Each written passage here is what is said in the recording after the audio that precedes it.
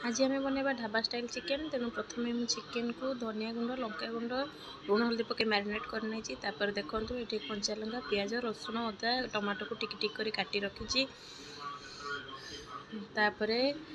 देखो मिक्सचर खायापी मोर रखी रोसई तापर मु कड़े नेली कि सोरष तेल आली हल्का किसी जीरा आ तेजपत्र।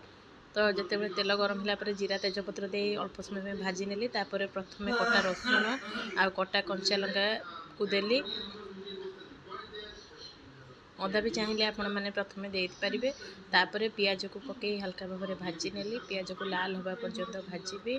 जदि आपको तेलर दरकार पड़े पछरे गरम तेल अल्प देदेवे। तापर देवे से किसी काश्मीरी चिली गुंड कलर आसापी जेहेतु ढाबा स्टाइल तेणु कलर आसवा मस्ट दरकार। तो तापर आम देले किसी धनिया पाउडर। एबे प्रथमे ताको सेमती भल भाव में गोले नेबी। एबे टमाटो को पेस्ट करके देदेली। किछि टमाटो को से पियाज भाजिला बेले देदेली एवं आउ किछि को पेस्ट करके देदेली। देखो केते कलर सुंदर आछि मसला कषार। तापर देदेली से अल्प किछि कटा धनिया पत्र तापर देदेली से स्वाद अनुसार लुण आपण मैंने निज टेस्ट अनुसार स्वाद अनुसार लुण दे पारिबे।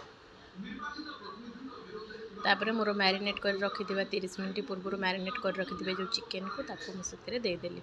देकी भल भाव में गोले नेली जमती कि चिकेन सहित मसलाटा भल भाव में मिक्स हो। तापर मु आगुरु पानी गरम कर रखी गरम पानी को देदेली अल्प समय कषा पर एवं ताको घोड़े देली। तापर देखो ये चिकेन सिझिकी रेडी। आतापर शेष पूरा शेष देखु ताको भल भाव में गोले नेली। एबे चिकेन सिझी जाइए धनिया पत्र देदेवी और खाईदेवी dhaba style chicken. Thank you.